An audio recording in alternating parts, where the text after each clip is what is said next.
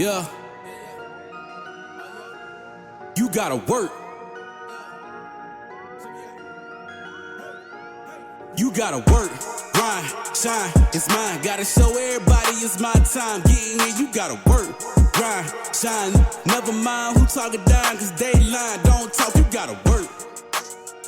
Let the conversation begin. This is Let's Talk with your host, Carl Lee. Welcome, ladies and gentlemen. I'm Carl Lee, and I'm your host of Let's Talk. Let's Talk is a deep dive into sports, culture, social issues, and how they connect and shape today's society. Today is, there's been so much conversation about the show, Hollis, that we've had. I know I was watching some of your stuff that you were doing on Facebook, and, we got people talking about what coaching is. Yeah. Okay. And it has this sound as though if you do X and X and X and X and you follow the blueprint, their blueprint, then if you do that, you're going to be successful. Yeah. Okay. But we'll deal with that. That's what I'm going to kind of open it with that. Just so think about that.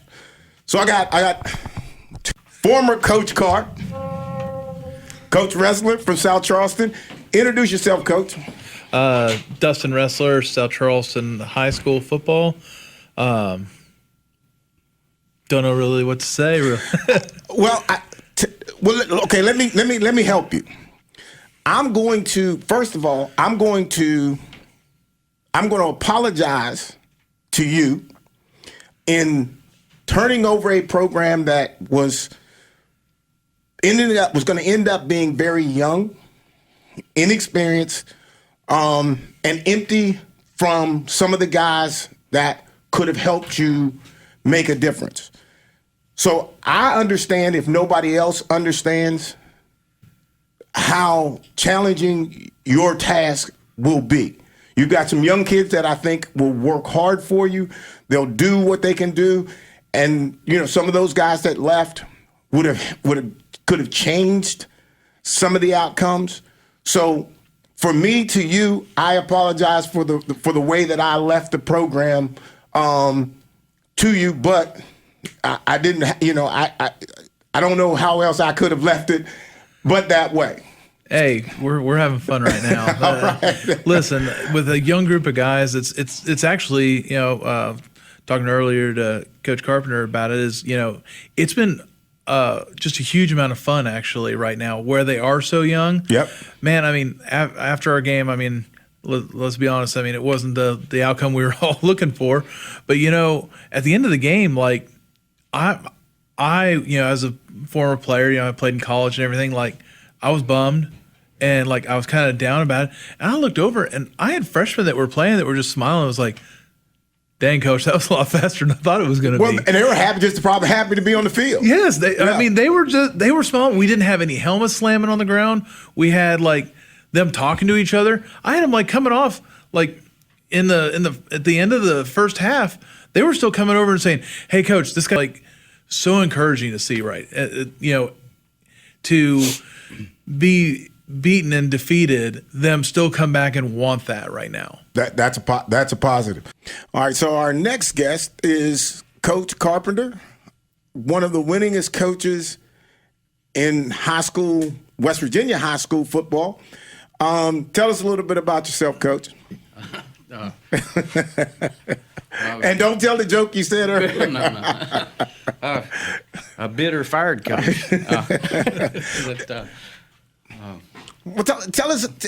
Okay, so and I know that you have been hesitant to come out of your shell a little bit about the history, Just your the last history. 2 years. I wasn't before that. That's why I don't have a job. And again, I wanna be able to, if you're able to talk about some of that. That's something I think I want to dive into a little bit, because today's show is truly going to be about coaching. We've got a coach who's starting at South Charleston High School, who is having, he's full of young players and has to have, So he's searching for buy-in. He's searching for all these things that I'll say it this way, the peanut gallery's talking about, that you got to do this, you got to do that, and all those kind of things. And then we've got a coach here who has been super successful and basically got out of coaching, or was put out of coaching because he was fighting for the things that he thought his school, his team was deserved, basically. So we're going to touch on a little bit of all of that kind of stuff. Hollis, say a little bit about yourself again, and I know you got something to say. I always got something to say. Yes, you do. Yeah, I'm Hollis Lewis. I'm the I guess the de facto co-host at this point of Let's Talk. I'm community leader, former magistrate, and different things of that nature. But I guess what I would ask is, just to kind of start us off, is that when we talk about these things regarding coaches and what a coach is and what it isn't, we've seen sort of the evolution, or we've seen high school ball change in the last couple years, in that we cannot assume that if you're at South Charleston, you're a Capital, that those feeder schools are going to those students or athletes from those feeder schools are automatically going to come to you. So there is a version of, and again, it's not illegal per se, but kind of at home recruiting, internal recruiting, making sure that those athletes come to us. So I just wanted to ask you, particularly being a first year coach and a veteran coach, what are your thoughts regarding that? You want me to go? Go ahead. That's the only reason I got on Facebook. I only have a Facebook to buy motorcycles.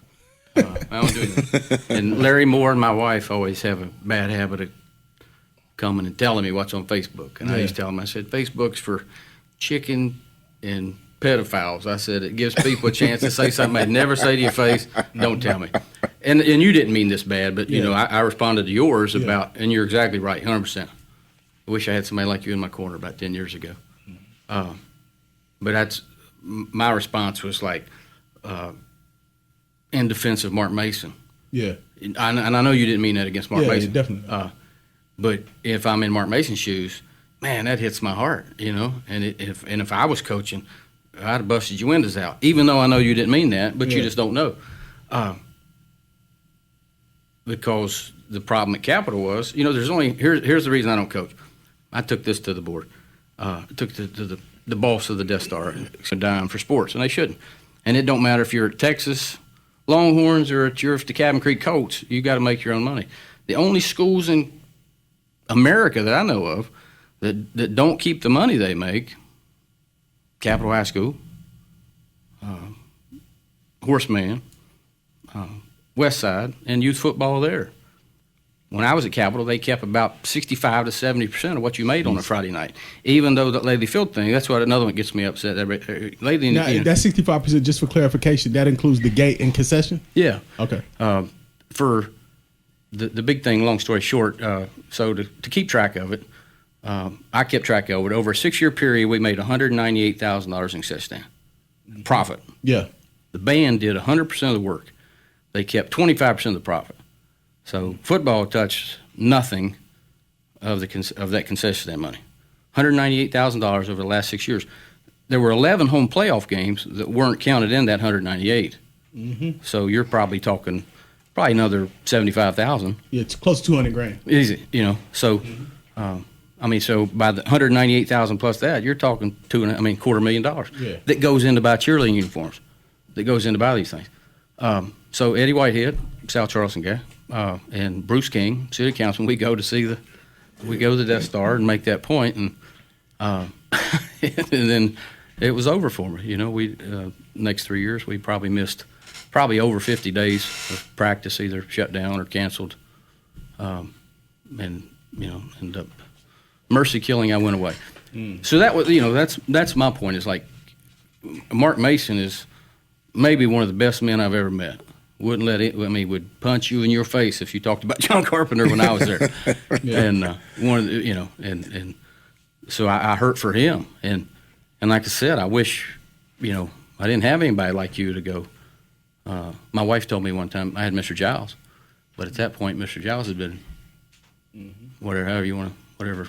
So I guess my question is, and somebody raised a good question. I went to GW. We played at Lately Field when I was at GW. and we eventually pulled out. And you see, we got the stadium on the hill. So why is Capital, Westside, and Horace Mann prevented from doing that? Oh, my thing's dead.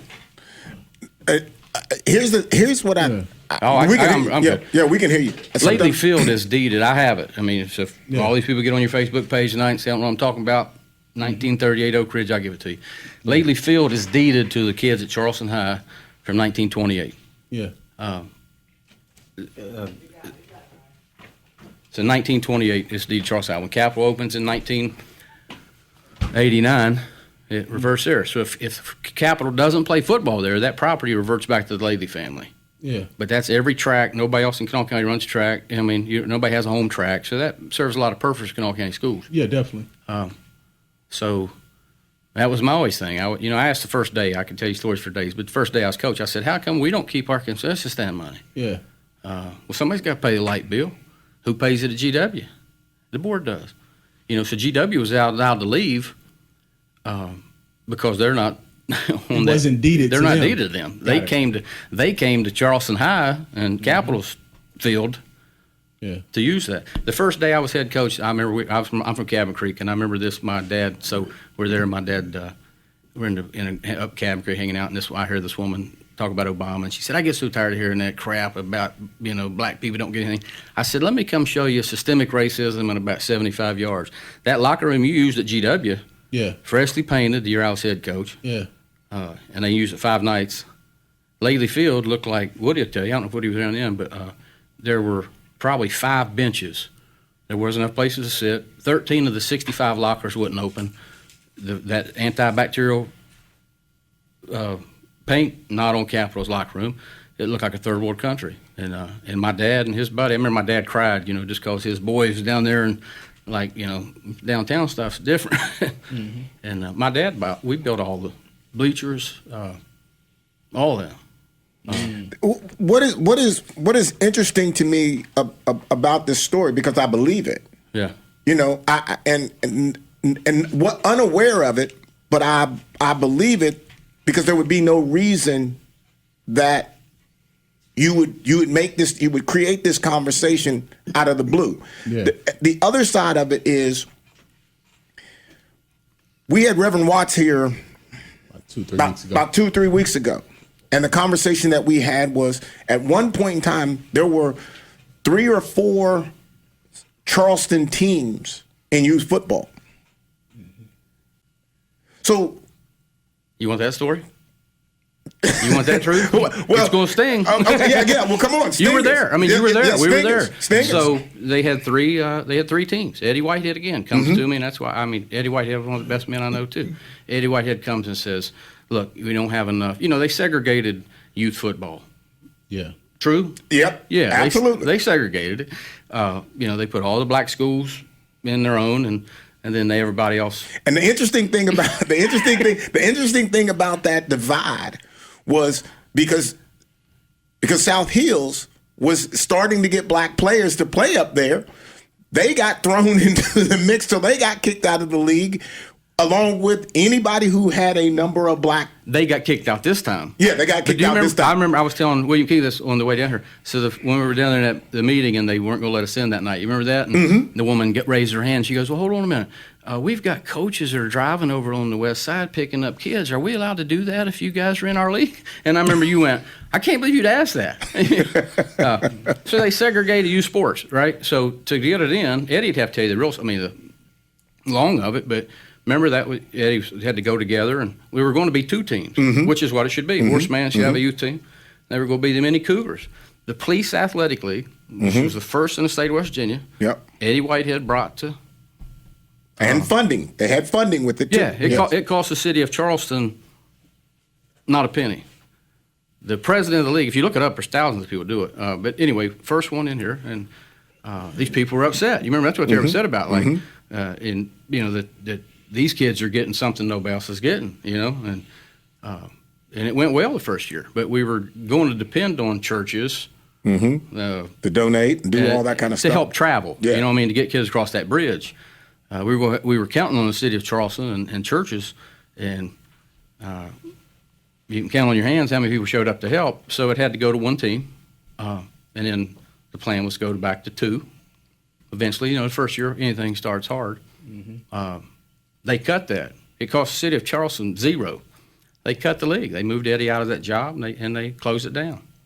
So the original intent of splitting or combining those 3 teams was to really combine to 2. So you would have had a West Cougars and an East Cougars. And that was to get in that league. So we guilted them. Would that be a good word? We guilted them into desegregating the youth football. They put us. That's true or false? Yeah, that's true. They put us all in the. If I'm laughing, it's true. Okay. That's what I'm saying. What I got to lie. I mean, I knew when I was at Capitol, I was going to be like Cortez. I can either burn your ship here, and this is where you're going to die. So basically, sort of to pit those 2 things together, I guess what I got, and from the live that I did, when we talk about how do we get the Valley and people, and my comments weren't directly related to Capitol per se. I'm just talking about the Valley in general.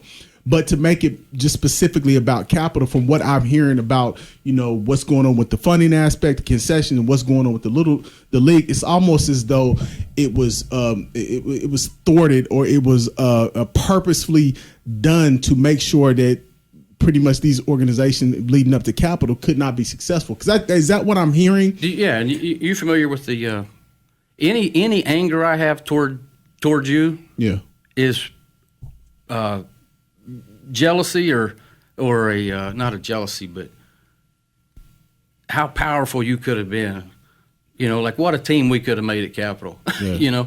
You familiar with the? I understand why this works. This thing about transfer. You guys looked up the Flutie effect. No, you know what that is? What's that? It's the effect playing in the Orange Bowl has on your enrollment. Oh yeah. Yeah, okay. So like Butler and it's going to go up. Gonzaga and Boise State. Yeah. So profiles. So I mean that's, I think that's why they let these people transfer. 25 years ago. How good was GW anything when you got there? Yeah, it was terrible. So you go. It's almost like athletic socialism. So we got to go. I mean, was that true? That was built on that was built on kids on minorities. When you get into this transfer portal stuff, I would bet 90% of the kids that transfer are minorities. I've said the same thing. No, I'd bet my paycheck on it. But nobody has that stat. Nobody has that stat yet. But so I want to go back and step into the actual coaching realm. Okay, and how, Coach, when you walked into South Charleston High School, you kind of had an idea because you're in the school. Mm-hmm. You kind of had an idea of the challenges that you were going to face. Tell the listeners the challenges. And again, you had some young kids who were excited to first time getting a chance to get on the field and all those kind of things. But tell us the difficulties, the challenges that come with being a first-year head coach. You've coached before, but this is your first year as a head coach. The challenges that you face in this situation when there is the reality of transfers. What do you do? How do you manage that? Well, I fired off right off the bat with recruiting our hallways, going after, the same kids that, talked about wanting to leave. Mm-hmm. Why do you want to leave? Why do you want to risk going somewhere, learning a whole new system? You only get 4 years of eligibility regardless. So why risk it and go somewhere? And, what if you sit back second on the depth chart, senior, junior year, going into your senior year, why risk it at that point?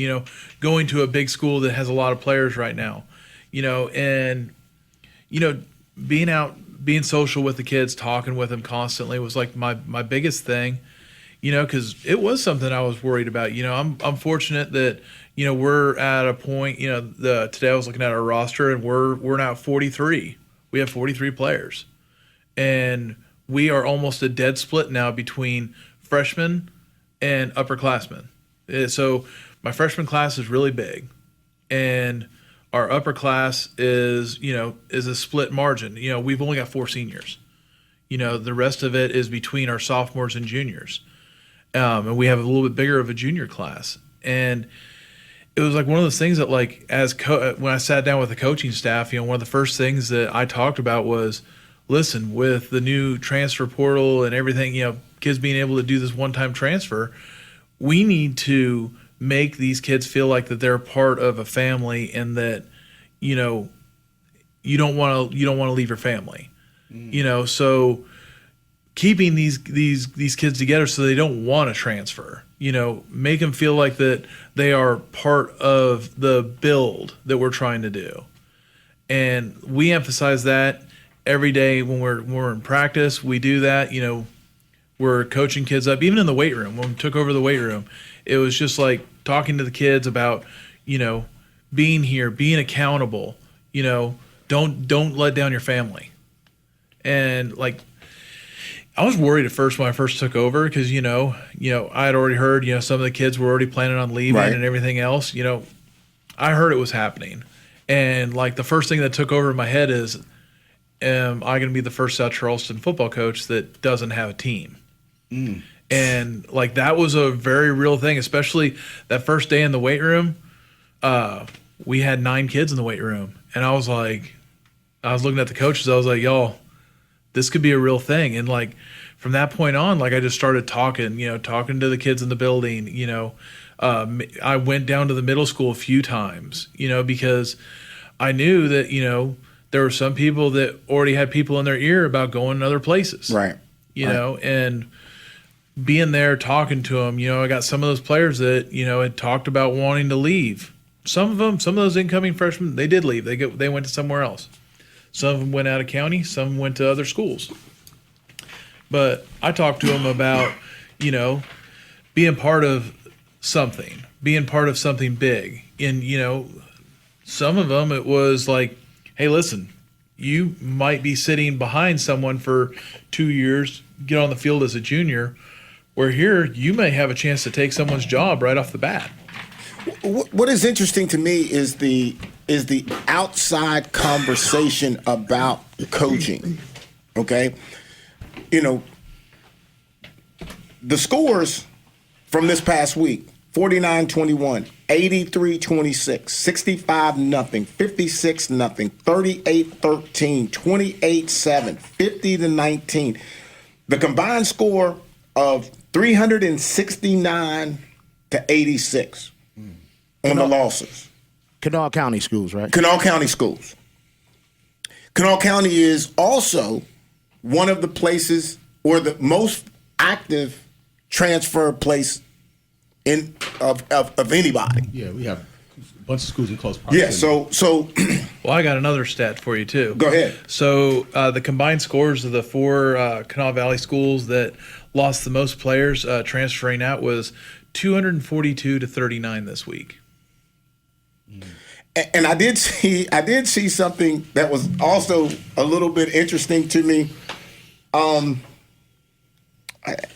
I don't know if I can hand that over to you, Hollis, but there was the Hurricane Winfield game was really interesting, when you look at it, because at the end, the coach, the Winfield coach, made it very clear that his team was full of kids who had played in Winfield the whole time. Taking the shot at Hurricane for having so many transfers. I also read something that talked about we've gotten so hung up on the transfers that we haven't paid enough attention to the kids who stayed.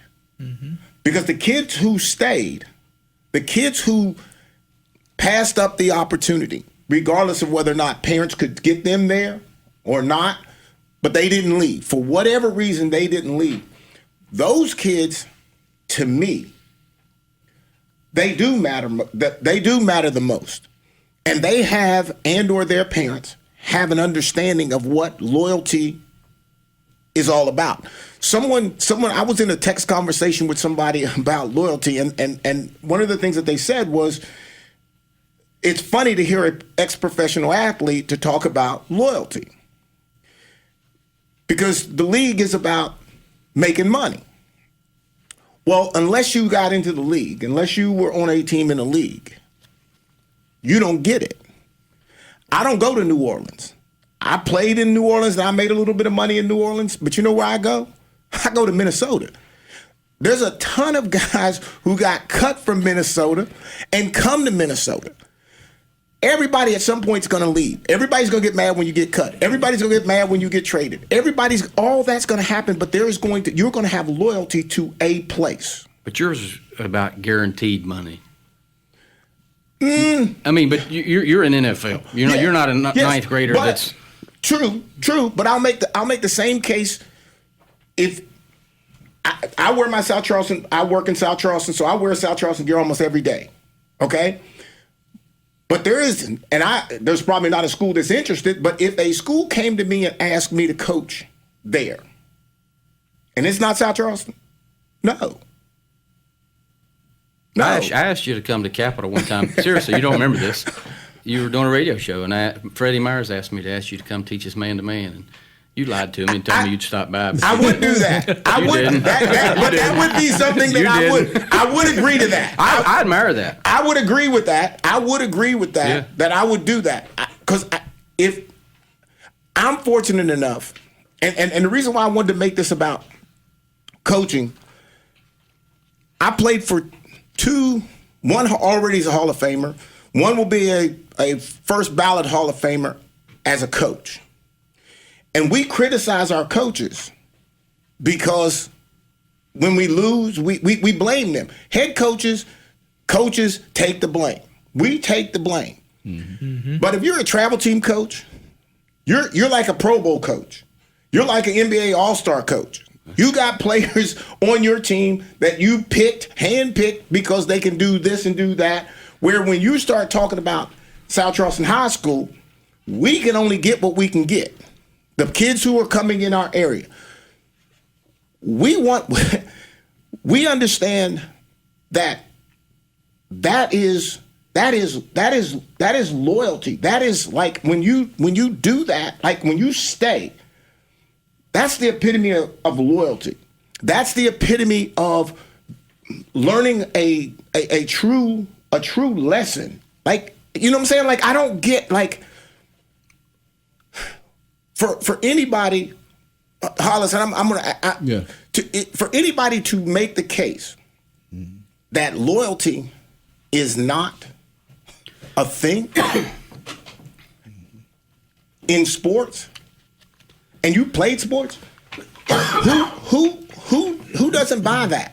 Am I wrong because loyalty shouldn't be in sports? Is that what we're saying? I think it. I can just I can remember there was a South Charleston shirt that was a few years ago that said on the front of it, "Loyalty is royalty." Yeah, that about 10 kids from other schools wore. You know what I mean? I'm glad to see South Charleston, and I think South Charleston can help end that problem. When I'm at Capitol and I get hired in 2010, GW and South Charleston playing the state championship game, and they both have more starters from Horace Mann and Stonewall than I did. You know what I mean? This is a problem. I mean, and that ain't no joke. That's the truth. Yeah. You know, but I understand. Like Hollis will tell you, I'm sure. You know, but it's American. If there was something that you could do for your kid to give them advantage, then do it. You know, I'm all for that. I never try. You know, I had a thing that said loyalty. I get that. Do what's best for your kid. There's places that coaching is pretty bad. You know what I mean? And if you want to go, then go. I mean, I don't begrudge anybody for that. And all I can speak of is at Capitol. So when I get to Capitol, nobody had a harder job than we did. I mean, you know, and it was like that. And so I did the research, and I used to take a check around, and I would write a blank check, and you know, but one I remember the most was Tyree Pratt, and you know the AAU coaches are buying him shoes and all that, and I said, well, here's a check, and I'd say, now name a kid that left our community, and that's what people don't understand. Your school lines defines your community. Yes. And I said, do what's best for you. I took it to Tyree's mom, and I said, but I'll give you $1,000 for every kid you can name that went to these promised lands and got a scholarship, I give you a check, $1,000. And it's crickets. There's not very many, correct? It is. It's starting to be now. Where? Is it? Where? Is it? They're getting offers. Where? I'll say that. What is an offer? They're getting offers. What is an offer? Twitter. Did That's you- a tweet. Yeah, I'm not talking about that. Okay, I'll say you're right. Say you're right. You But get- now let's go back. Let's go back. There's a lot. But they started that 25 years ago. If it's happening now, God bless them. Okay, it's great. But I can name you 100 for every one that did make it.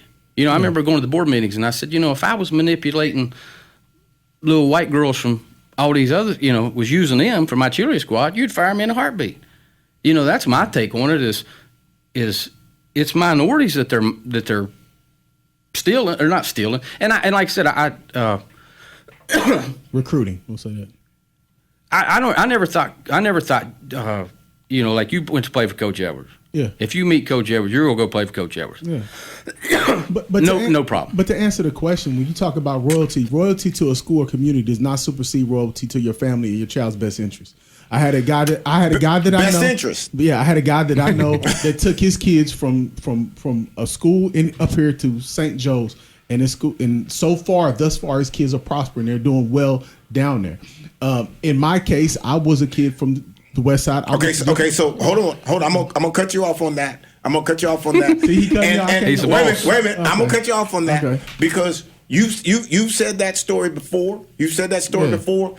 But what your dad saw. No, I wasn't going there. I was saying I got a let me scholarship though. Okay, but this is the 90s. You wouldn't have got that scholarship from Capital? I don't know. I'm not saying that I wouldn't have, but I got a scholarship though. I'm just saying. But everything about you and your suit and tie, you're the only one in the building with a suit and tie. What you benefit from was a decision that I think your dad saw on you. He didn't see athletics. He wasn't looking at athletics. I guess my point was just to say that, you know, there have been kids that came from Charleston to go in different schools, and they have got athletic scholarships, whether they D1, D2, or D3, whatever. And what I'm saying is that Very few. It's been a couple, but we're better than that. We're better than that. Exactly. We are better than that. But what I'm saying is that those parents saw the same thing my dad said, and they said I have to get my kid in this situation. This is going to be better. So my loyalty or their loyalty to that neighborhood or school does not supersede what is in the best interest for their child. So we got like where he's actually coming from on that. Okay, all right, hold that. You won't next year. Yeah, hold that. When you get plundered this year, you'll be here with me and Carl. You'll be the first. You'll be the first to come back. But I'm gonna say this, and the people behind the screen is like going crazy. You keep saying, like, we have all these kids that are getting something, that are getting something. Okay, they're getting offers. Offers is nothing. Let's just no. I already let you talk. Yeah. Pack your bag and head to a school. Now you got a scholarship. Okay. Well, what do you do with that offer when they back off of it? Hey, let me ask you a some question. people- You All right, hold on. Let me go. Something. Let me take a break real quick, and we'll be right back. Contact Carl Lee on email. Let's talk carllee@gmail.com or text 409-422-7539. You're listening to Let's Talk with Carl Lee. Sponsorship opportunities are available. Email letstalk@promessage.com or call 304-342-8131. For more information, visit WCHSnetwork.com/Let's Talk. Now, back to the conversation. Ladies and gentlemen, as we went out to the break and we were on our break, there was some criticism about my ability to try to cut somebody off and do all that. I just want to make it clear that, I am going to cut you off if I need to get something, because cut me off if you need something, okay? But it is Let's Talk Carl Lee. So I just want to be able to cut everybody off when I get a chance, okay? But I want to make sure also, I don't mind you fighting with me. I don't mind you cutting me off either, okay? But at some point, you had to concede. It's kind of like the head coach. At some point, the head coach is going to make a decision of what's happening, okay? Now, again, I'm going to make the case that an offer looks good, smells good, it does all that kind of stuff. But until that coach offers you, it's nothing. I disagree. So you just like paper offers? No, you like Twitter no. tweets? Here's what I'm saying. Committable offer. We all want that kid to have a committable offer. He signs, he packs his bag, he goes to that college or whatever. However, what we fail to realize is that some kids, this is what they're looking for. They're not looking to necessarily play college football. They may just be looking to say, look, when I was in high school, I was this kid, I got this offer.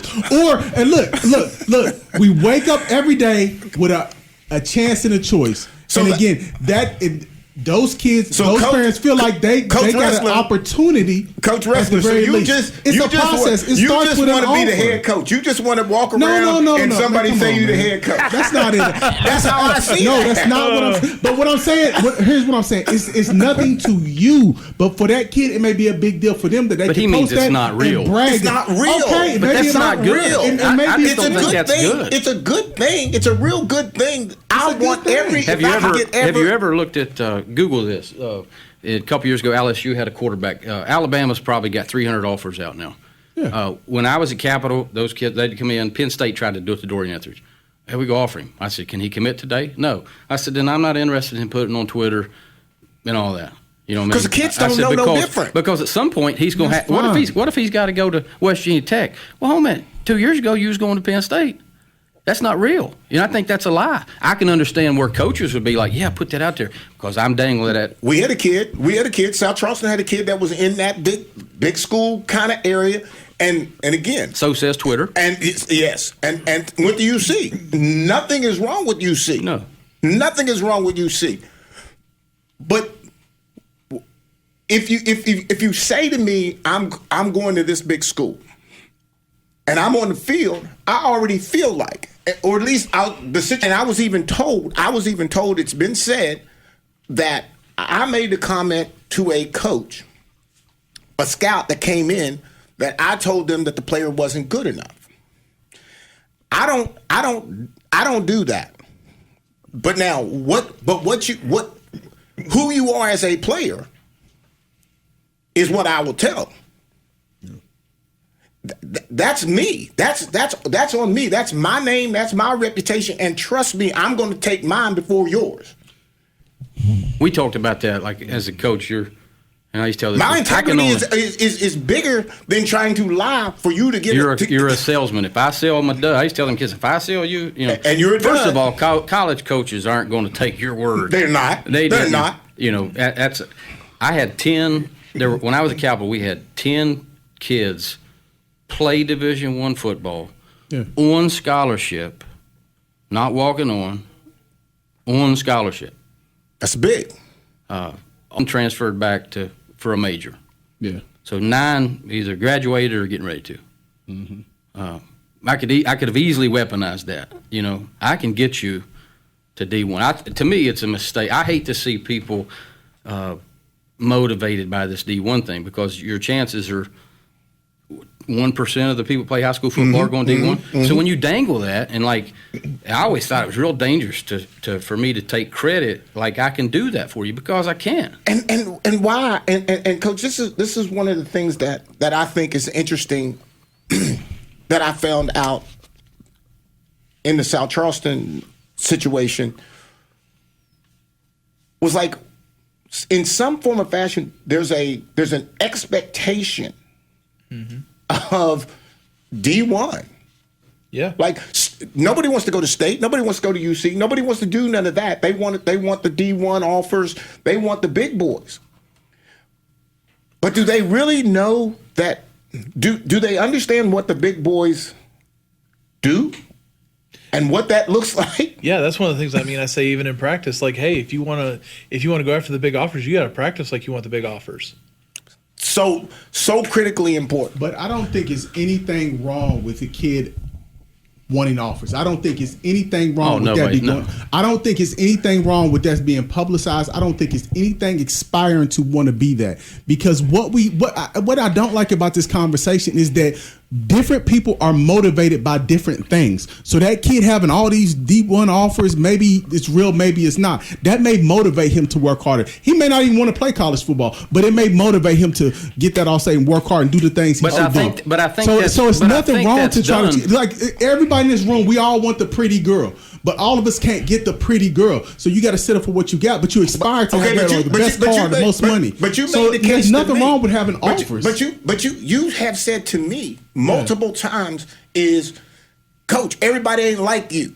Okay. So, but what you just said was that offer. They might be motivated to work hard. You better be motivated before that offer Again, comes. That offer ain't coming. They may not want to go to the NFL since they was a small child like that. you. I'm just they saying might not have that work ethic. So if that motivates me for this small window, what's wrong with that? I agree with that. If that, I don't begrudge you a bit. My problem with it is I think, wow, okay, I get it. He's gonna cut us all off. I want to say something. Okay, go, Coach. Go, Coach. Go ahead, Carp. Go ahead. I'll follow you. I got you. Because I'm going to disagree with Carp for the first time in my life. Yeah, right. I agree with that. If they want to, I begrudge no kid for doing that. But I think this D1 thing is used as a recruiting tool for coaches to get kids to leave. To get kids to go to the West Side. And our two schools are the worst, and they get mined out of there with that promise. What else do you want besides? Your kid's probably not going to be D1, but is your football program going to give them something to go along with? Is that all they're going to get out there? Is a D1 scholarship? Not the scholarship. It's just an offer. I agree with you. I agree with you. I got, I had a lot of offers from girls in high school. Yeah, but give me the offer. I may make good on the offer. But I appreciate the offer. Bring them on. Okay, but we're still talking about like transferring though, right? To get these offers, right? He's talking about a committable offer versus a Twitter. But they're not committable. I agree with you. What Hollis is talking about now. It's a Twitter. It's a tweet. Hold on. What? I got it. All right. So we shifted into now. Hollis is trying to make the case. That a D1 offer or a offer is good enough to it's a start. motivate. It's a start. start. It is a start. It is a start. I think it's the opposite. But I see. Go ahead. Okay, I haven't even got the question. You got the big button in there. If that's what we got to do, why don't we just use our connections and just say, hey, listen, Marshall, I just need you to say that you're going to offer this. Hey, Western. Hold on, that happens. Maybe that works. That happens. Okay. It works to get a kid to come to your school. They'll come play for you. Look here. Now that's why I tell people all the time: men lie, women lie, numbers don't. Nobody coached more D1 players than I was blessed to be around. I couldn't take credit for one of them. True or false? You can take a little credit. No, not that part. Yeah. The part that I had very little to do with. Aside from driving. Yeah. I never. That's what kills me about the. You can't be a tour guide to some place you've never been. Those people that you're on, you're on Facebook talking about it. That's what we were talking about ago. I know a lot of fat people that can eat like hell. I don't know very many people can cook. You know what I mean? But that's what you're arguing with. You're arguing. But here's my point: is if you're if you're transferring your kid, and let me backtrack here. When I used to take that check around for $1,000, now, and I used to call it the promised land. I said, well, take your butt to South Charleston, or go to GW if that's what's best for you. I don't begrudge that. I think you say about your dad. I think that's a great thing. But now, there's a $1,000 check there. You can't name anybody that went D1 that left here. And I'm just talking about my community. True. There's nobody that it worked out for. I know one in South Charleston. Who? I don't want to. Okay, yeah, don't say a name. And you may be right. I'll give you my $1,000 check. It ain't signed or anything, so you can't get anything. But think of all the kids that they did it. And I used to tell them, not that South Charleston's going to do you bad. Yeah. Not that GW is going to do you bad. But when you have, but if that's your mindset, that somebody's going to give me something, then you're not cut out for it. I took Dorian Etheridge to Louisville. Hold on. Woody is dying to get in here. Hey, Mr. Hollis. Yes, sir. I think it's the opposite when you say they get the D1 offers. They're going to work hard. That's going to motivate them. They're going to be off the hook. Coach Carpenter, and we seen it when the offers came in.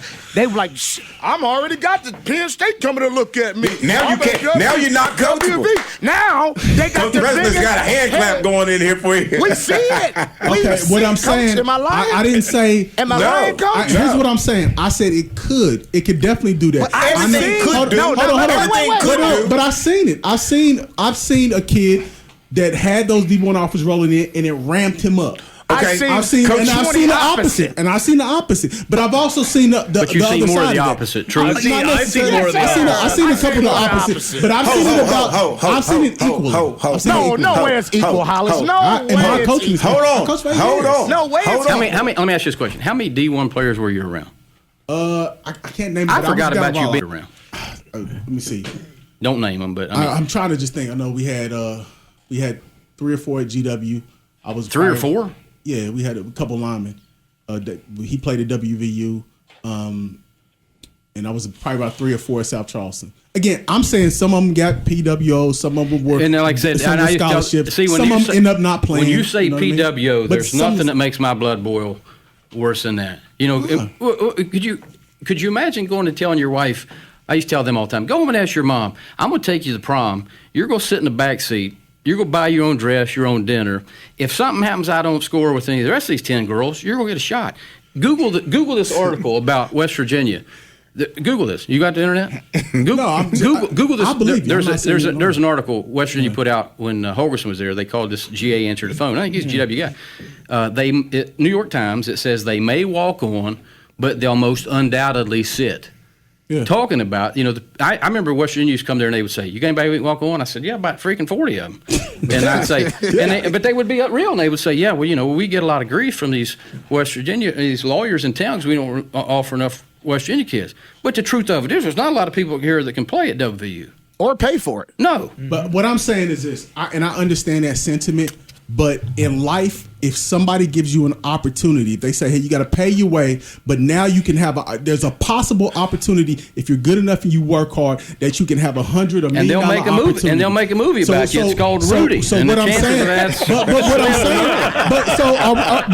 but are we really going to say that if somebody's given an opportunity, that's a bad thing? That's not a bad thing. Here, let me explain. You get to be around the football team. No. Opportunity. You've been to West learn. Virginia though, and like I said, it would be like me arguing law with you. Yeah. But I've been to West Virginia umpteen thousand times. If you go to West Virginia, walk down that hallway. Here's what always killed me about it. Walk down that hallway, and they've got a thing there. They've got like this, and it's got quarterbacks. Yeah. And it's got the 4 scholarship quarterbacks. Yeah. Your picture's not on that wall. You know what I mean? Your picture's not on it. You're not, your locker's not in the locker room with those guys. So that's an opportunity. That's an opportunity to hold a bag. It's an opportunity. And I would bet you that the biggest percentage of those kids, but why not? I used to tell them, don't talk a kid that's got a scholarship to state into coming and walking on to West Virginia just so their mom can put that on Facebook. But if that's the opportunity that you want, John Pennington, coach at West Virginia State University, got a PWO to WVU. It worked out. He ended up getting a scholarship last year. But he got a scholarship and he played. I mean, I got PWOs from WVU and Marshall. If you got an opportunity, I'm not saying take the opportunity. Can I be honest? I'm saying it's an opportunity. Pendleton parents got money. They got money. They can pay for the first 3 years. Most of our kids can't survive the 3 years to get the 4th year scholarship. All right. I like it. Okay. This is what you asked for. It is what I asked for. It is exactly what I wanted. Okay. But what I want to make sure is that everybody who's listening, we I don't want all the voices going and so they're missing the point. So my concern, I get what you're saying. I get what you're saying, Hollis, when you're trying to make the case that offer could motivate that person. Okay? But Coach Resler had said that he was in the hallways talking to players who had offers. Am I correct? Mm-hmm. And what that did, because again, to your point, that could happen. Okay? That could motivate some kids. That could motivate some kids. But some of the kids that we had at South Charleston, it entitled them. It gave them a sense of entitlement that they were for sure that those offers were going to play out, that they were going to be there. We had the University of South Carolina in the building. Okay? That's a major D1 school. That's balling. You know, I got a buddy, Sterling Sharp, who played there. So I know that's good football. But, Coach, I'm making the case when we talk about coaching and we start talking about old school coaching, that's old beliefs and all that kind of stuff. I challenge anybody to say if Homer Criddle said, if I got an offer and Homer Criddle was coaching me in my high school at South Charleston High School, he ain't gonna let me ease through the process. That player, you end up pushing even harder if he gets an offer. And if he backs away from you pushing him harder, he ain't gonna make that D1 offer. He ain't gonna make it. I am sorry. I don't think an offer should make me get excited. It should make me want to work harder. But it doesn't do that all the time. And I'm going to make the case that in the new mindset of kids who once they get a little award, they get an all-conference or they get something, you know, they're the best player on the team, we don't see – do we really see them work harder? Coach, do you see him work harder? No, as a matter of fact, that's one of the things as an assistant coach, I would tell players that are starting to get offers, I would tell them, listen, you need to realize that when they're recruiting you, they're recruiting 4 to 6 of you. So you have to outplay the other 3 to 5 dudes. Absolutely. Because they are coming at the exact same level as you. And you're either going to continue to practice and push yourself to that higher level, or you're not. You're going to get there and it's not going to work for you. And to me, it's easy. I went to Virginia Tech. They recruited me. I went on 3 visits to Virginia Tech. And I thought in my mind I was going to go to Virginia Tech. And you know what Virginia Tech says to me when it's signing time? Same thing they said to me. Walk on. PWO. You see what I'm saying? Yes. And I'm like, no, I'm not. Why am I walking on? I got a good That's PWO why I went to Fairmont story. State. Yeah. You go where there's an offer, not an offer. I mean, where they give you, they're saying, here is a scholarship. Marshall was saying, here is a scholarship. I don't care what the record was. It's okay. It's okay. I agree with you. It's okay if a kid to walk on, and that's why he's telling. It is. And I had kids that tried it, and that's what the best. And the people got to understand this. I think too. This is not. This is not about. But let me just say this before you. This is not about walking on. Yeah. If you can walk on and you can go make a name for yourself, more power to you. I'm happy for you, proud of you.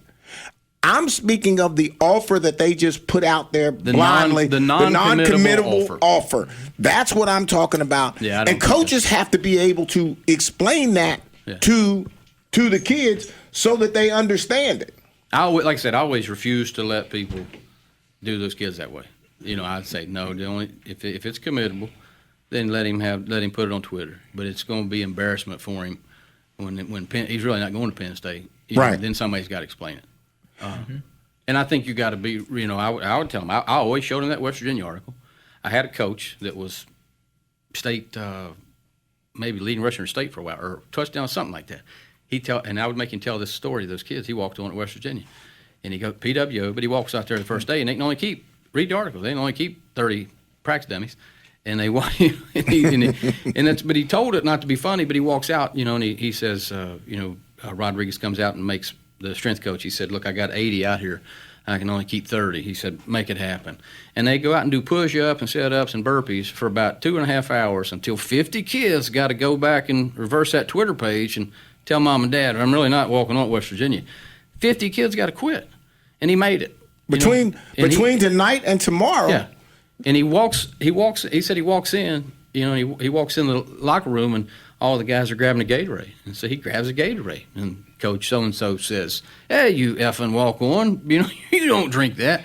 Embarrassed him to death. He wanted to commit suicide. That's the reality of a walk on. They don't treat him good. You're a practice dummy. The chances of you making it is and if you slim. don't, and again, if you haven't seen that, no. If you haven't seen that, if you haven't been part of that, then then you have no idea of what that's actually like. That promise sounds to you like you're looking at the kid and saying, gosh, this guy he would benefit from that offer because he would work hard and all that. The work should have already been done. I think the work should have already been done. Again, if you're giving out non-committable offers, if you're treating walk-on that bad, then that's the institutional problem that's everywhere. That's everywhere. NCAA needs to address.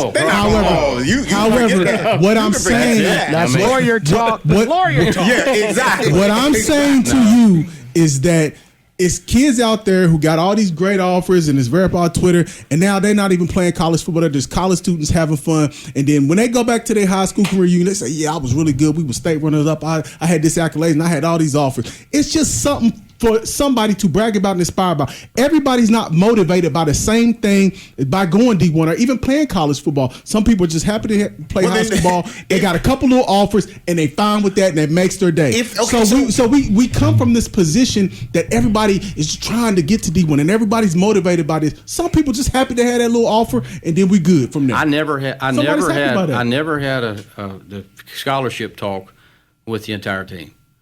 And that's good. A good. I don't think. That's why. I always thought, like, what do you want from? And this is what you're going to get if you come play. You're going to have more fun than anybody that's playing football this year. It's going to be so much daggone fun. My entire time at state, we had multiple scouts come through. Mm-hmm. And let me. When you say that word, when you said scouts. NFL has scouts. I get killed by all these people that say, college scout. There's no such thing as a college scout. There's not. You know what I mean? There's not. Nobody. I told you, all the players we had, there's not a scout on anybody's staff. Nobody ever contacted me by Twitter. Nobody ever contacted me by Facebook. They always showed up in person. Showed up in person at practice. I was telling this walker when one of those kids was there. I mean, it might have been Dornezer's. We were getting ready to play South Charleston State Championship game. Their tight end coach shows up at 9:30. Now, I was playing in the state championship, intimidated enough. There's a coach of my state there. He comes in and talks. He talks to all these women about him, and he comes back about 10:30. He goes, Coach, where's he live at? I said, West Side, and asked me about the restaurants. He says, what time you practice? I said, well, about 5, and he said, I'll be back. And I'm thinking, dude, he was on, last week he's getting ready for Michigan, and now he's going to sit here and watch me practice all day? That's intimidating. The guy from Ohio State standing right behind me. And I'm like, damn, man, you ain't going to leave. At the end of it, he comes back around. He talks about 8 o'clock. I was picking his brain on how the H-back's supposed to go. And he goes, last thing he says is, Coach, he says, does Etheridge have a highlight tape? I said, you ain't even seen him play? And he said, Coach, I wanted to make sure he wasn't a turd. He said, I've been around asking everybody in town if he's a good person. If he's not a good person, I'm not evaluating his film. I had terrible stories like that. And what we miss in this is to your point earlier, there's 1,000 kids like you. Yep. Parents, kids that are listening to this show, there are thousands of kids that are just like you. And if you think that you're going to make it, you better make sure that you are outworking them and academics needs to be higher and who you are. Because the moment that you sit down, the University of South Carolina coach, one of the things that he said to me about one of the players that were in the room, he said they acted like they weren't paying attention. He said, I'm not going to deal with that. We got too many other kids that we can get that's going to be like that. And what we're missing here is we don't understand. My competition isn't Coach. It's not you. It's not Woody. My competition is the guys I can't see. Mm-hmm. You can see them now. My issue with it is Twitter and all that. My issue with it is you just see the pictures of them and some highlights. You can see Bigfoot. You can see Bigfoot and aliens on Twitter too. You highlights. Yeah. See, true. You can. And I'm glad, Coach. I'm glad you said that because here's what we think. We think because we can make this great highlight and we put it on TikTok, Instagram, whatever. That's going to sell. My problem with it is I agree with you. walk on what I would never begrudge anything a kid gets. I don't want to be a hater, but my problem with it is kids are being led to different places with the promise of I have a plan to get you D1. You've heard it said, true? I can help. Yeah, I've heard that. You know, my wife tells me the other day. My wife asked me, "Do you have a database? When you coach, did you have a database?" No. And I say, I think this was on Woody's page. I think Woody was bad mouthing me on there, right? And they said it was something on my about page, a database that another coach had a database. Yeah, you know, the guy that they were like, Coach so and so had a database, and my wife said, "Did you have one?" I guess you're gonna brag me. I said, "No." I said, "I don't," you know, and I was like, I didn't know what that was, and. Now that was told to Capital kids. You know what I mean? To tell somebody that I can lead you down this easy path a hell of a lot easier than Capital can. You know, now that's the dangerous part, and that's what breaks my heart. Yeah, and that's what a lot of people they think is that, you know, the head coach. Oh, you know, this head coach is going to go get me the offer. No, it's not happening. I think he knows people. So why go somewhere when you think that? But I think there are coaches who, if you're making promises that you can't keep, obviously that's wrong. But I think there's coaches who are heavily involved in the process and at least trying to help you get there. And I think if a coach is trying to help you get there, there's nothing wrong with that. If I'm going to use my resources and I say to a kid, look, I'm going to do everything I can to help you get to where you want to go. Tell it to the kids in your community. But what we're also going away from now is, okay, I can remember as an assistant coach and everything, you would game film like, hey, listen, we need to watch out for number 14 this week. Well, you're starting to build, like, because of, you know, I'm not going to say recruiting, but, you know, you're starting to build these super teams, and they're pulling from all this other stuff. When they're going over a highlight film, they want to see who stands out. Well, now you're putting yourself into a perspective when you've got all these all-stars on one team now. Getting overshadowed. Yes. So why would you put yourself – I'm thinking to myself as a player, if I was living in this time right now, if I was still playing, why would I put myself into a situation where I'm going to go be with 15 other dudes that are transferring in? No, I mean, if you're going to say you wouldn't go someplace that's winning, I'm going to disagree with you. No, I'm not going to say I wouldn't go to – but I would somebody's put myself watching you, and if Alabama's watching that team – it's a possibility that Alabama can watch me. Hey, you know what? Alabama's going to be watching South Charleston, right? Saying. Okay, but so I know exactly what you're speaking about Alabama. Yeah. Okay, I don't know a single individual who will benefit from going to Hurricane because of that particular dude. If you're playing beside somebody that's getting D1 looks, I get a D1 look. You said Alabama. Possible. You said Alabama. Alabama, D1, whatever. Alabama. You are not. How do you know that? You can't say that right now. You cannot say that right now. Yes, I can. You can't say that right now. Because let me just say, wherever you are, they're going to find you. They're going to look at you. Mm-hmm. Not necessarily. I disagree. But do you know where Gilbert High School is? Do you know where Gilbert High School is? Gilbert County, yeah. Right. It ain't no Gilbert County. There's no Gilmer. Yeah, Gilbert is way down in there. Did you know Gilbert High School had more Division I players from 1990 to 1999 than East Bank had? Did you know they had? Did you know they had more than DuPont had? I didn't know that. They'll find you, and that was before Twitter. Mm-hmm. So I do, but like I say, I think you got to put yourself. You know what bothers you? They're going to find you. Can I ask this question? This is about coaches, right? Yeah. And we keep saying D1, D1, D1. We had a player named Teran Rush, D1 player all day long, but he went to a JUCO. Coaches, you know why? Would you hold on, Carp, please 1 second? Would you encourage a kid to say, hey, man, let's go to the JUCO, then that JUCO can find you at D1 because the offers right now, they only got 22 scholarships, bro. You going to go on, your parents going to pay, you ain't got the money, you going to eat peanut butter and jelly sandwiches like Carp said, they're going to hit you in the head with Gatorades. Go to this JUCO, ball out, and like Mr. Rush did, he went to D1 college. KJ 100%. 100%. KJ also. A girl standing in Charleston, West Virginia isn't as pretty as she is standing in California. Same outfit, everything. Same thing. Teran Rush, it's a fact. There ain't no song about West Virginia girls. There's one about California girls. The thing about junior college is he didn't go junior college for grades. And we had another one, KJ, and we had several more that should have went that route. He had 4 from that team, actually. That went, but that junior college route's a pretty good idea. Yes. Do you know Teran Rush never had an offer from UC? Never offered him. Fairmont never offered him. That's crazy. But that's a fact. And he went, and I said, you're just a little bit too short. I remember they used to tell me all the time, he's just about an inch too short. And I said, well, he ain't stocking shelves at Walmart. You know what I mean? He's playing football. He's a war daddy. But he goes to California and he plays for a semester, and everybody. But it's like fishing. You're West Virginia. They see just reality. They see West Virginia as there's not a lot of fish to catch here. In the whole state, really, there's 4 or 5 is a ton out of the state. You can fly to L.A. and rent a car, and you can see 40 junior colleges.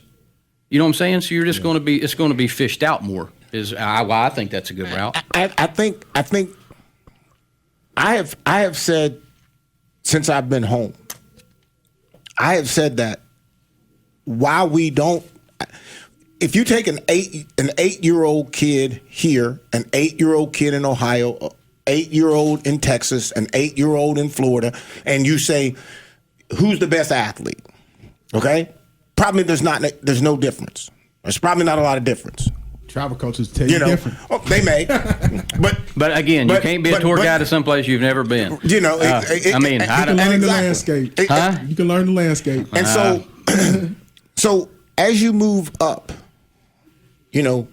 as that 8-year-old in West Virginia moves up to 10, and everybody else in those states move up to 10, he moves up to 12, he moves up to 16. He gets 16, everybody else is 16 at those other states. What did the West Virginia kid see that could motivate him to want to be a D1 player? What examples do we have for him? Because one, we don't use them. We don't promote them. But in California, you go to Ohio, you go to Texas, you go to any of those things, every single guy who went D1, D2, D3, they're talking about him. There's a picture in the gym. There's a picture everywhere. Yeah. We don't do that. We're stuck at Marshall and WVU. Nothing's wrong with that. But for our kids to get beyond that, we have to promote the people. Look at the number of athletes, great athletes. Robert Alexander, which I say his name all the time. He's my guy. Kurt Warner from Pineville. Nobody knows about him. He won't even come back. Why? Because the way he got treated. Because he went to Penn State. He chose his school. And we get mad at him. Randy Moss goes through an issue. Perhaps the best athlete that's ever walked in this state. Perhaps. Yeah, thank you. I just wanted you to chime in there. So, and he doesn't feel, or we don't feel. Some folks don't feel like, oh, I don't like him. Alexander, he got on drugs. He didn't do all that well. Well, he shouldn't have gone to WVU. Dang, you just spit it out. Yeah, he shouldn't have gone to WVU. If you signed your name on a petition to say he should have gone to WVU, you don't know football, and you cheated him because he was an I-back and should have been an I-back. He should have went to USC, and if he'd have been another great I-back out of USC. But we want him to go to run a veer for 2 years, hurt his knee, get into the drug thing, and let's be honest now. His drug thing, what he told me. I've never smoked anything. That's because he told me never to do that. So I know he didn't just one day just grab some weed and just do it. Yeah. This came because of the knee injury and all of that process. You're talking about something. We downplay our potential because we don't have the examples. We don't promote the examples to say, oh, gosh. You want me to tell you why? I told you on the phone. Yeah, tell everybody. I told you, it's because you're black. Most of the people made it out are black. Prove me wrong. Yeah. Oh man, like, drive. That's why I told it. Drive up to Fayetteville and all these P-Dunk towns around there and see the names of these NFL players that played in 1910. Drive on the west side. I would say the west side's turned out more NFL players than anybody. And there's not a sign one. To your point, Hollis. Here you go. And I'm sure where Woody I know that's where Woody's getting ready to go. I think. Mm-hmm. What black West Virginia athlete has a street? Has anything named after him? Athlete. Okay, I know Moss got to sign and ran. I don't know about his street though. Yeah, I don't think it's street. But even all the championship. Yeah, he got the home of Randy Moss. Yeah. But Hal Greer's got the Boulevard. We can narrow this down. Capital won multiple state championships. Charleston High won multiple state championships, and there was none in the stadium till this guy had to get fired. Yeah, that's ridiculous. Like they didn't put up a banner to say championship, runner-up, championship, runner-up. I said that in my resignation speech, and they put it up next you year. I didn't get invited to the ceremony to unveil it. Can I stay on this real second? Yeah. Capital didn't have any a name on the field. Yeah, that's it was crazy. nothing that said Capital High School, and it's their field. You know why? Because it's us. I do. It's us. It's black people. We don't have to do it. They're going to come. Here's I'm on record. Okay, we on record. We doing this record thing. All right. Yeah. We doing this record thing again. I am on record to say. And that's when we close it out. Everybody get to go on record. Yeah, everybody, whatever your issue is or the point you want to make, you get your chance to go on record. So I'm on record to say to whoever is in charge of the recognition, Hall of Fames, I'm in the West Virginia Hall of Fame, all that kind of stuff. And you have an award named after you as well. I have an award, so I got some stuff. Okay, that just happened 5 years ago. We had to fight for that too. And I had 2 D1 DBs that never won it. 100%. I want to make us aware that this conversation does not have to happen. If you quit waiting. Don't promote me because I went to Minnesota, because that doesn't count. Promote the kids who play high school football. Make them relevant in your school. Now, make the players who have had success relevant to them. Because we are the ones that are going to spark them. We're going to be the ones coaching them. But if they don't know who, I bet you don't have a football player who knows Robert Alexander or Kurt Warner. Likely. It's a chance that you may not. How is that possible, though? Or Carl Lee. They say, I hear it all the time. Carl Lee don't know nothing about it. Carl Lee's an all-pro NFL athlete. How your kid don't know him and he went to South Charleston? But I told you the other day, I said, were you old enough to go to Carl Lee's football camp? Were you old enough to go to Carl Lee's football camp? Hollis? No, I was. Yeah, all right. I just phased out by the time. I went, and I think, and even watching what Randy Moss does. There's, I told you the story about me and Jerry West the other day. Randy Moss came and gave back. You know what I mean? But so many of those people up there, where they're not celebrated, they think, well, these guys leave and they don't ever come back. I think that's probably your problem, isn't it? Wouldn't you think? Yes. That they see that, well, you never came back. And the thing about Randy that people don't get, Randy doesn't need any credit. The stuff that he'll do, he won't even let you see it. He won't say it. He will not let you see it.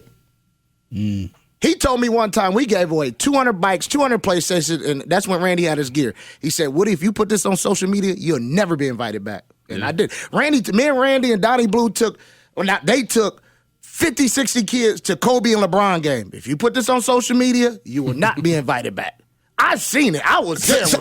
And so people hate him, but they don't understand. Mr. Giles told me one time that he was the only person maybe in Kanawha County schools that they allowed the police to go in and arrest him in the middle of the school day, pull him out. Not true? Who? Jerry Farrell got arrested in front of the kids early up at GW. That's a teacher. Tell him That's a step to the teacher. mic. Tell him get to the That's a microphone. school teacher. We're talking about kids. Come to the microphone, delegate. Somebody microphone. We're talking about kids. We're not talking about adults. You want to get on? You're talking about a I'll be on criminal. there in a minute. Yeah. I mean, you're talking about a criminal. I mean, we're talking about a kid. Right. Well, and we're having a host of folks jumping in and just. He can come in here. Tell him to come in here. You can go in there. Come on. And that's Hollis. He's trying to promote the politicians. He's going to make sure everybody that if there's a politician in the house, You gotta take care of my dad. I used to be on the show with Dana. Yeah. So Dana, what do you got to say? Well, what about used to be is what I want to say. All right. Well, yeah, regarding this topic, I spent 30 years in public schools, in high school, most of it in high school, and I've seen a lot of arrests made. And I've seen kids get arrested. I've seen teachers get arrested, coaches get arrested. In the middle of a school day? In the middle of a school day. Oh, I've never have. Well, I like I said, that's something I don't. I don't know about that. But again, just to kind of recap the show, and guys, I appreciate the lively conversation. I believe that at the end of the day, athletes themselves, they have an opportunity to be the best player that they can be, he or she can be. I think when we start talking about coaching, what we have to understand is a head coach, all he can or she can do is work as hard as they can.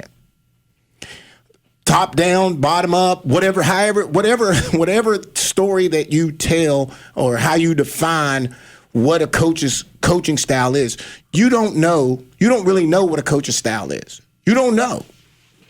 Because he yells, that doesn't mean he's a yeller and a screamer all the time. You see him in one situation, you don't know how he coaches. You don't know how he manages his coaching staff. I think that you have to be a head coach to understand the decisions that you have to make as a head coach. Are you coaching? Are you telling everybody on your staff that this is what we're going to do? Or are you saying, Hollis, tell me about the quarterback? Tell me about this. You know what I'm saying? And so coaches are a reflection of what they have and what their abilities are. I don't know. Bud Grant's a Hall of Fame coach. I'm blessed to have played for him. Did he have bad years? Yes. I played for Pete Carroll. Hall of Fame coach. As a head coach, he's in Seattle, won, loses, everybody. Sports is an up and down kind of thing. You can never be judged by what happens in a season. It's a longevity. It's the entirety. It's everything that you do. That's why I wanted a coach who was just getting started and a coach who's had major success. Who has no job. And because there's guys out there like me who coached, there's got to be a spot for him. Yeah, that's a fact. And if you are you want kids to get athletic offers and then ultimately scholarships, he needs a whistle. I don't care what you say. I don't care what you think he did. He needs a whistle. Because I'm telling you now, if you think transferring is going to help you, it ain't going to help you. Ladies and gentlemen, this is Carl Lee, and this is Let's Talk, and this was a good conversation. Hope to see you again soon. The opinions expressed on this program do not necessarily reflect the opinions of WVRC Media, its management, employees, or sponsors. Contact Carl Lee on email, letstalkcarllee@gmail.com, or text 409-422-7539.